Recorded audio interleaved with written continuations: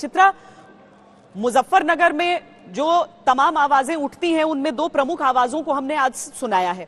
संजीव बालियान जो कि जयंत चौधरी पर सॉफ्ट तो नजर आए, लेकिन साथ में यह सवाल भी उठा दिया कि क्या उनका वोट यहां पर है या फिर दिल्ली में उनका वोट है, यानी कि वो यहां के एक तरह से कहें तो ओरिजिनल जाट नहीं। दूसरी तरफ राकेश टिकैत जो थोड़ा आश्वस्त भी दिख रहे हैं कि इतने दिनों से जो किसान आंदोलन की अगुवाई उन्होंने की थी, शायद उसके राजनीतिक परिणाम भी कुछ दिखने के लिए मिल सकते हैं। और मुजफ्फरनगर उसके बीच में अपने मुद्दों के साथ आज वोट डाल रहा है। चित्रा,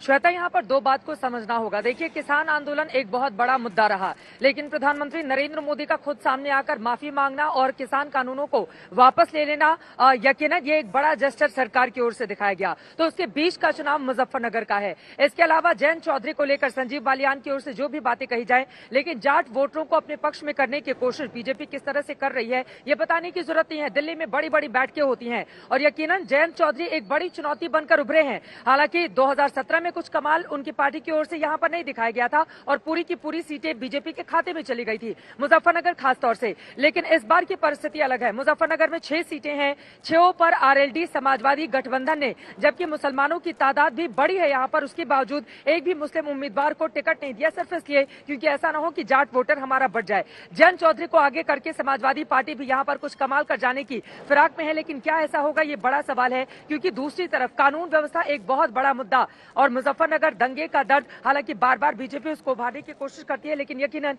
लोगों के जहन में वो बात भी रही होंगी। यही कारण है कि टक्कर यहां पर देखी जा रही है।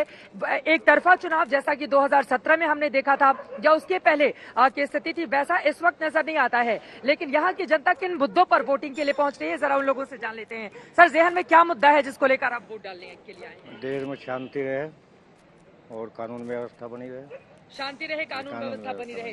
थोड़ा अंदर की तरफ हम चलेंगे, आप जगह दीजिए। कुछ लोग यहाँ पर अब वोट डाल के आ रहे हैं। सर, थोड़ा आगे आइए प्लीज, अपनी स्याही का निशान दिखाइए। ये देखिए, ये अमित स्याही का निशान, और यही लोकतंत्र की सबसे बड़ी ताकत है। कौन सा मुद्दा रहा जिसको दिल में रखकर आप वोटिंग के लिए पहुंचे हुए हैं यहाँ पर? सुरक्षा प्रथम। सुरक्षा प्रथम है। मुजफ्फरनगर में 2 लोगों की राय यही निकलकर सामने आई, सुरक्षा प्रथम है। आप वोट डालने के लिए आए हैं, आपके जहन में क्या मुद्दा है? ठीक है जी, मुझे कुछ है, सब ठीक है। मुजफ्फरनगर में कौन सी ऐसी दिक्कतें हैं जिसको लगता है कि जो भी सरकार बने वो दूर करे? कोई दिक्कत नहीं, कोई दिक्कत नहीं है, सब बढ़िया है। यहाँ आइए, आप आइए। देखिए, जो युवा वोटर हैं वो भी बड़ी तादाद में आ रहे हैं। कौन सा मुद्दा रहा जिसको ध्यान में रखते हुए आपने वोट डाला? मैडम, सुरक्षा का, महिला सुरक्षा है और कानून व्यवस्था अच्छी है। अच्छी कानून व्यवस्था है जी, और महिला सुरक्षा को ध्यान में रखकर आपने वोट डाला है। इधर आइए, आप अपनी बात करिए। आप बताइए, सबसे बड़ा मुद्दा महिलाओं की बात हुई है, सबसे बड़ा मुद्दा क्या रहा जो वोट डालने के लिए पहुंचे तो दिमाग में था? बस जी यही था कि महिलाओं की सुरक्षा होनी चाहिए, महिलाओं की सुरक्षा होनी हाँ, चाहिए। इसी मुद्दे को ध्यान में रखकर हाँ, आपने वोट डाला है। किसान आंदोलन हुआ था, उसका कुछ फर्क पड़ेगा यहाँ पर? किसान आंदोलन को लेकर बड़े बड़े नेता भी बैठे हुए थे, उसका कुछ असर है क्या? वो दिमाग में है? असर हो या ना हो, लेकिन वोट तो उसे ही डालते हैं सभी जहाँ वे सोच रखे हैं। उन्होंने 5 साल पहले ही सोच लिया कि हमें उसे वोट डालनी है। ये जबरदस्त है कि 5 साल पहले ही सोच लिया कि वोट किसे डालना है। कुछ और लोग हैं, उनसे बातचीत करते हैं। वोट डालने के लिए पहुंचे हुए हैं, दिमाग में कौन सा मुद्दा है? मुद्दा तो कुछ नहीं है, बस ये है कि इस बार जो है अपनी पार्टी जीत जाए, आरएलडी। चलिए ठीक है, कुछ लोग अपनी पार्टी का जिक्र करें। सर, आप बताइए, मुद्दा कौन सा बड़ा यहाँ पर है? मुद्दा तो कोई भी बड़ा नहीं है।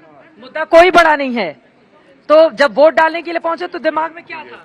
चलिए इन लोगों से बातचीत करते हैं। मैम, आप वोट डालने के लिए पहुंचे हुई हैं, सुबह सुबह का वक्त है, ठंड भी कड़ाके की है। कौन सा मुद्दा रहा जिसको ध्यान में रखकर वोटिंग के लिए आप यहाँ पर आए? बेरोजगारी का मुद्दा। बेरोजगारी का बड़ा मुद्दा है यहाँ जी हाँ।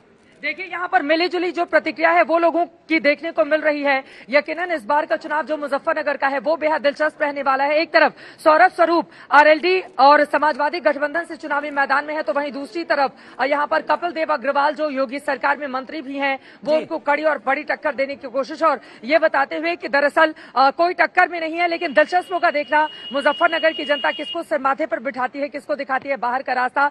लेकिन एशिया की सबसे बड़ी गुड़ मंडी वाला ये मुजफ्फरनगर इस बार अपने भविष्य को तय करने की ठान चुका है, और वही लोगों की जुबानी मुजफ्फरनगर की कहानी आप श्रोता सुन रही थी।